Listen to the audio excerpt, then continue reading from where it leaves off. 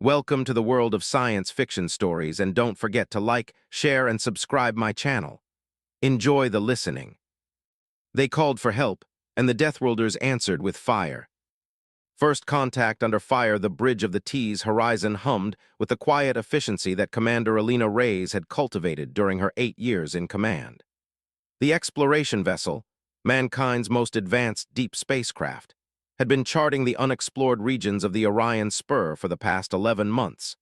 Their mission to establish diplomatic contact with any intelligent species they encountered and expand humanity's understanding of the galaxy.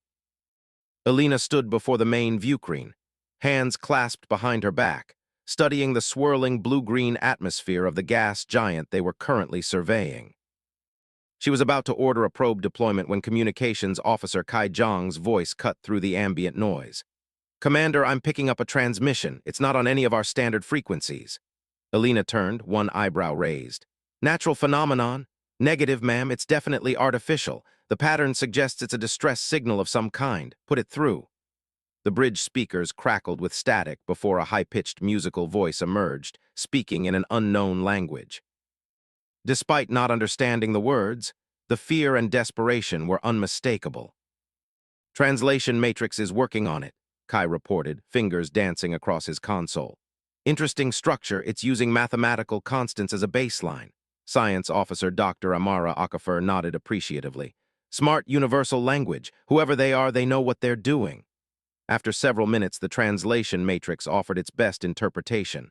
"To any sentient species, Colony Vevel 7 under attack, 53 cycles remaining before life support failure. We are a peaceful people. Please assist."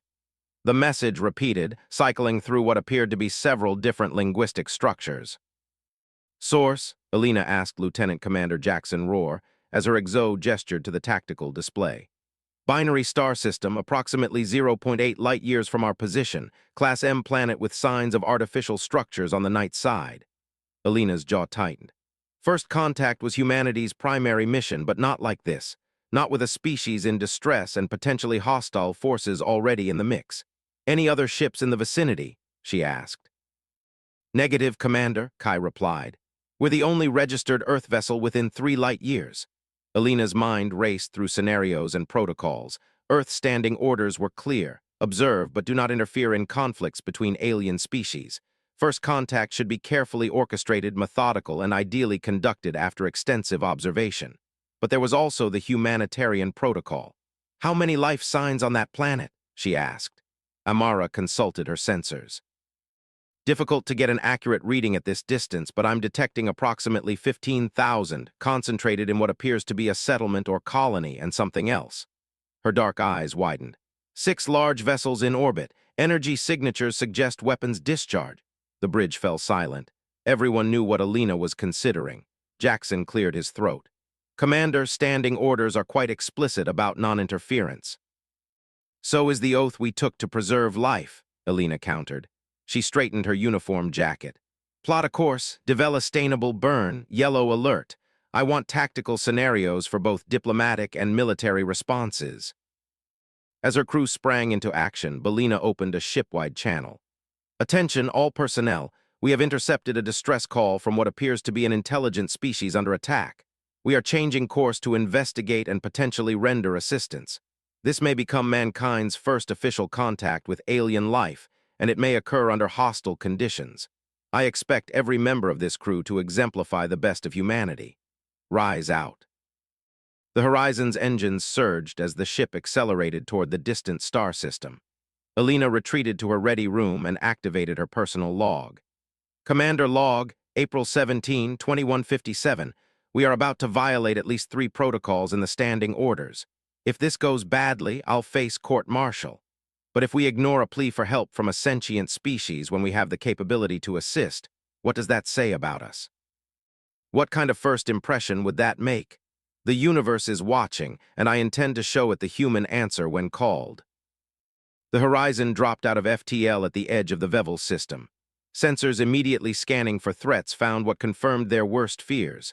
6 massive warships surrounded a small azure world. The vessels resembled nothing in Earth's database, organic-looking craft with hulls that seemed to pulse with an internal energy. Scan the colony, Elena ordered. Life signs still present but declining, Amara reported. Environmental systems appear to be failing. The atmosphere around the colony shows toxin levels rising and the attacking vessels. Jackson studied the tactical display. Heavily armed, each one approximately twice our mass. Energy readings suggest they're preparing for another orbital bombardment. Elena nodded grimly. Open a channel. All frequencies, channel open, Kai confirmed. Elena squared her shoulders. This is Commander Elena Reyes of the Terran exploration ship Horizon. We are responding to a distress call from the surface. We request immediate cessation of hostilities and an open dialogue. Please respond. Seconds stretched into minutes with no reply. They're ignoring us, Jackson observed. Or they can't understand us, Amara suggested. The tactical officer, Lieutenant Sarah Chen, suddenly straightened. Enemy vessels altering formation. 2 are breaking off and heading toward our position. Yellow alert to red. Shields up, arm phase cannons and torpedo bays, Elena ordered. But do not fire unless I give the command. The bridge crew worked with practiced efficiency as the Horizon prepared for potential combat. Elena watched the approaching alien vessels with a mixture of apprehension and determination. Commander Kai called out, I'm receiving a transmission from the surface, different from the distress call. They're using our communication protocols. How is that possible? Jackson asked. They must have analyzed our transmission and adapted, Amara said, unable to hide her excitement despite the circumstances. Remarkable technological capability. On screen, Elena ordered. The view screen flickered before resolving into the image of a humanoid figure. Its skin was a pale lavender with large, luminous eyes that dominated a delicate, almost childlike face. Behind it, other similar beings moved frantically in what appeared to be an environmental control center. Terran vessel, I am First Scholar Nalin of the Uzian Conquered. Your language assimilation is impressive. First Scholar, this is Commander Reyes. We received your distress call. Can you tell us what's happening? The Drax Collective found our colony. They seek our biotechnology. They care nothing for life, only resources. Nan's large eyes blinked rapidly. Our environmental shields are failing. The toxins in our atmosphere, we cannot survive exposure. How much time do you have? Less than 40 of your hours before critical failure, please. Nan's voice faltered. We are not warriors, Elena nodded. Well, do what we can. Stand by. As the transmission ended, Jackson moved closer to Elena. Commander, those ships are closing fast. Orders. Elena studied the tactical display. The Horizon was outnumbered and likely outgunned, but she hadn't come this far to retreat. Evasive maneuvers, Lieutenant Chen, target their weapon systems only. I want to disable, not destroy. I, Commander, Kai interjected, and open another channel. Keep broadcasting our intent to protect the colony. Maybe someone in their command structure will listen to reason. The Horizon banked sharply as the first alien vessel fired a sickly green energy beam that grazed their shields. Shields holding at 92%, Chen reported. That was just a warning shot, ma'am. They could have hit us directly. They're testing us. Elena, muttered Elena, let's show them we're not easily intimidated. Return fire, disabling shots only. The Horizon's phase cannon lashed out, striking the lead Drax vessel with surgical precision. The alien ship shuddered but continued its approach. Minimal effect, Chen reported. Their whole composition is unlike anything in our database. Switch torpedoes, proximity detonation. I want to rattle them, not destroy them. 2 photon torpedoes streaked toward the Drax vessels, detonating just ahead of their projected course. The resulting shock wave disrupted their formation, forcing them to veer off. They're regrouping, Jackson observed, and the other 4 ships are maintaining their positions above the colony. Belena's mind raced. The Horizon couldn't take on all 6 vessels, but they couldn't abandon the Uzian either. Kai, can you establish a secure link to the colony's environmental systems? Possibly, Commander. Their technology seems compatible with ours. Do it, Amara. I need an analysis of those toxins and potential countermeasures. As her crew worked, Elena addressed the tactical situation. Jackson, we need a diversion, something to draw those ships away from the colony long enough for us to deploy assistance. Jackson thought for a moment. The gas giant we detected when we entered the system, if we could ignite some of the hydrogen in its upper atmosphere, it would create one hell of a light show. Elena finished. Make it happen. The Horizon executed a series of evasive maneuvers, drawing the pursuing Drax vessels away from the colony while approaching the massive gas giant. At precisely the right moment, the ship fired a modified torpedo into the swirling clouds. The explosion ignited hydrogen across hundreds of kilometers, creating a spectacular conflagration visible throughout the system. As expected, the display attracted the attention of the Drax forces. 4 of their 6 vessels moved to investigate the potential threat, leaving just 2 to maintain the blockade. "Now's our chance," Alina said. "High status on that link established, Commander. We have limited access to their environmental systems. Amara, the toxins are primarily chlorine-based compounds, similar enough to chemical weapons from Earth's history. We can neutralize them by introducing a base compound. Can we manufacture enough?" "Not on the ship," Amara admitted, "but there are natural deposits on the planet's surface that could be processed quickly with our technology." Alina nodded. "Then we need boots on the ground." "Jackson, assemble an away team, environmental suits, scientific personnel, and a security detail," Commander Chen interrupted.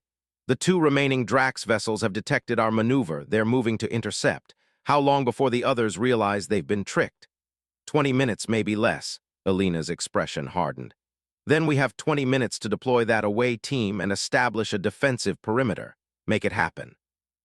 As the bridge crews sprang into action, the Lena gazed at the beautiful blue world on the view screen, home to 15,000 souls counting on humans they'd never met before today. "First contact is always unpredictable," she murmured, "but no one said it would be a firefight." The resilience of Deathworlders. The landing party materialized on the surface of Vevel 7 amid chaos.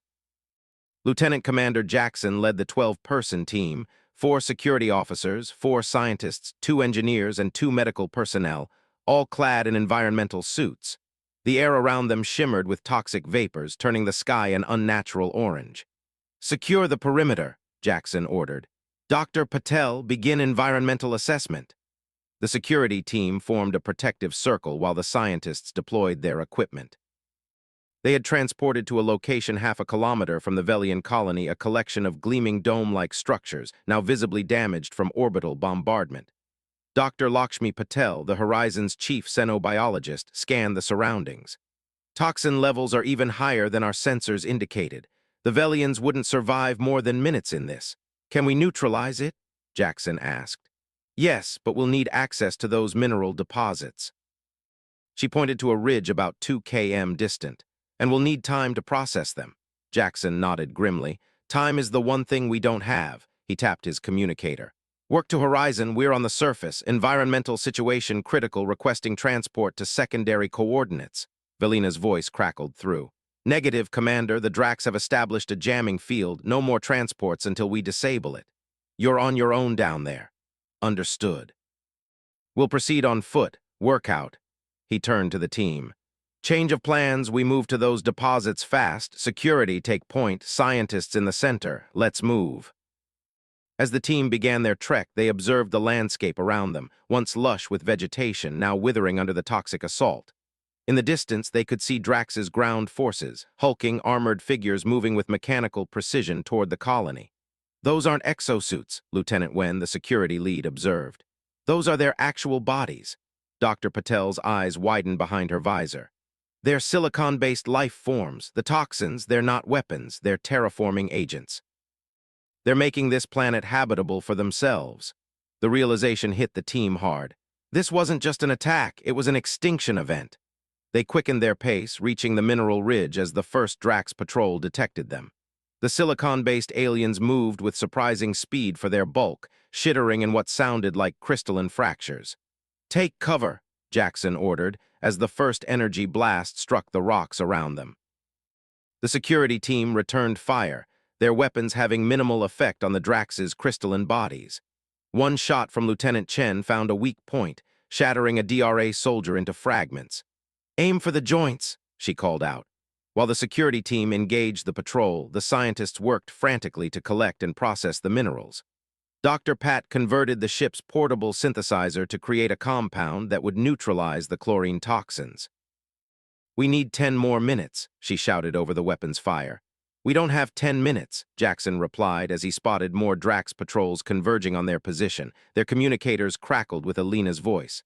Report status under fire. Captain, the Drax are silicon-based. This is a terraforming operation. We found the minerals but need time to process them. A pause then followed. Reinforcements are coming your way. Hold position. Before Jackson could ask what reinforcements meant, the ground shook with a series of explosions.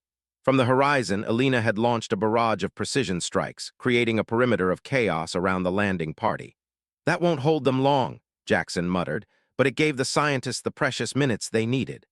Dr. Peddle finally stood, holding a container of pale blue liquid. It's ready, but we need to get it to the colony's environmental system to distribute it. Jackson assessed their options. The path to the colony is now crawling with Drax's forces. We'll need a diversion. Lieutenant Chen stepped forward. We'll give you one, sir. Jackson wanted to object, but they were out of alternatives. Get to the colony. We'll draw their attention. As the security team launched a series of coordinated attacks designed to pull Drax's forces away from the colony, Jackson led the scientists through the toxic haze. They reached the colony's environmental control center just as their suit's oxygen supplies dropped to critical levels. First caller Nan met them at the entrance, horrified at their condition. Your protective coverings are failing. Our atmosphere will kill you. Jackson wheezed as they staggered inside. But we brought something that might save you. In the control center, Dr. Patel interfaced with the Velusian systems, preparing to introduce the neutralizing agent into the colony's air circulation. This will clear the toxins within your environmental shields, she explained to Nan, but the planet's atmosphere remains compromised. The Velian's large eyes blinked rapidly. You risk your lives for us. Why? Because that's what we do, Jackson said simply. As the neutralizing agent began to work, the team received urgent communication from Alina. The Drax main force has realized our deception. All 6 vessels are returning to the colony. We can't hold them off alone. Jackson exchanged glances with his team. Their mission had succeeded, but escape now seemed impossible. That's when First Scholar Nan surprised them. Your physical constitution, you can withstand conditions that would kill us instantly. We evolved on a high-gravity world with extreme environmental variations, Dr. Pat explained. What you call deadly, we call challenging. Deathworlders, Nan whispered, using a term they hadn't heard before. The universe births few such species. Most life evolves in gentle cradles. A look of determination crossed the Velian's delicate features. We are not warriors, but we are not helpless. Our biotechnology was never designed for conflict. Perhaps Nan led them to a laboratory where other illusions worked, with what appeared to be organic technology, living circuits, and membranes that pulsed with energy. We can adapt your neutralizing agent, Nan explained, not just to protect our colony, but to target the Drax's atmospheric converters and reverse their terraforming. Jackson's eyes widened. You could drive them off the planet entirely. Not without delivery systems. Our vessels were destroyed in the initial attack. Jackson activated his communicator. Commander, the Velusians have a potential countermeasure, but they need deployment capabilities. Alina's voice came through, strained but determined. What do you need? Precision drops of a bioengineered agent at the Drax terraforming sites. If we can disable those, they'd lose their foothold. There was a pause before Alina responded. The horizon can't get close enough for precision drops, not with all 6 Drax vessels in play, but we have shuttles. That's a suicide mission, Jackson objected. Not if we give them something else to shoot at, Alina replied. The plan came together quickly. While the Velusians worked to modify the neutralizing agent into a weapon against the Drax terraforming technology, the Horizon executed a series of high-speed attack runs against the Drax fleet. Each pass drew their fire and attention, creating windows for shuttles to break through with their precious cargo. On the ground, Jackson and the security team coordinated with newly emboldened Velusian volunteers, using their understanding of the terrain to identify key deployment sites. The battle raged for hours. The Horizon took heavy damage, losing shields and suffering hull breaches on multiple decks. 3 crew members died when a power conduit exploded, but the shuttles completed their drops. The effect was dramatic. Within minutes of deployment, the bioengineered agent began breaking down the Drax's terraforming compounds. The toxic haze thinned, revealing a sky bluer than Earth's. More importantly, the silicon-based Drax soldiers began experiencing difficulties, their crystalline structures destabilizing in the rapidly changing atmosphere. From orbit, the Drax command recognized the reversal. Their vessels ceased bombardment, instead moving to retrieve their ground forces. Within 2 hours, all 6 ships had retreated to the system's edge. The victory was a hard one. The Horizon limped in orbit, emergency repairs underway. On the surface, the landing party helped engineers restore their environmental systems. Both sides had casualties to mourn. In the colony's central chamber, a formal meeting took place between Alina Reyes and the Velusian Leadership Council, headed by First Scholar Nalan. "Your intervention saved our colony," Nan stated, the musical quality of their voice tinged with emotion. "We had no knowledge that species like yours existed, those who would risk themselves for unknown others." Alina smiled wearily. "First contact is traditionally a more diplomatic affair. I apologize for the circumstances." "Do not apologize for showing the true nature of your people," Nan replied. "The universe has many species, Commander Reyes. Most evolve on worlds of peace and plenty. They develop culture, art, philosophy, science, but not the resilience that comes from struggle, Deathworlders," Alina said, recalling the term. "That's what you called us." Nan nodded. "Species that evolve on hazardous worlds are rare. Rarer still are those who develop compassion alongside their strength. Most become like the Drax, viewing other life as resources to be harvested." Alina considered this. "We had no idea there was a broader galactic community. We thought the Velusians might be the first intelligent aliens we encountered." Nan's expression became solemn. "The Conquered has hundreds of member species, but few with your physical capabilities. When word spreads of how a single human vessel defended a Velusian colony against a Drax war fleet, it will cause significant reconsideration of humanity's potential place in the cosmos." Nan gestured to a holographic display showing hundreds of star systems. "The Conquered maintains peace through diplomacy and trade, but there are threats beyond our borders that diplomacy cannot address." Alina understood the implication. "You need defenders." "We need allies who understand both strength and compassion," Nan corrected. "The distress call you answered was not the first we sent. It was simply the first that received a response." As the meeting concluded, arrangements were made for formal diplomatic relations between Earth and the Usian Conquered. The Horizon would return home with Velusian representatives bearing news that humanity was not alone, and that their evolutionary heritage as Deathworlders gave them a unique place in the galactic community. In her personal log that night, Alina recorded, "April 19, 2157, what began as a rescue mission has become first contact with not one, but potentially hundreds of alien civilizations. The Velusians call us Deathworlders, evolved from a harsh planet that would kill most sentient life in the galaxy. They see this as our strength, our ability to survive where others cannot, to fight when necessary." She paused, watching the stars through her viewport. "But I believe they were equally impressed by our willingness to risk ourselves for strangers. Perhaps that is humanity's true strength, not that we can survive almost anything, but that we're willing to face anything to help others survive too.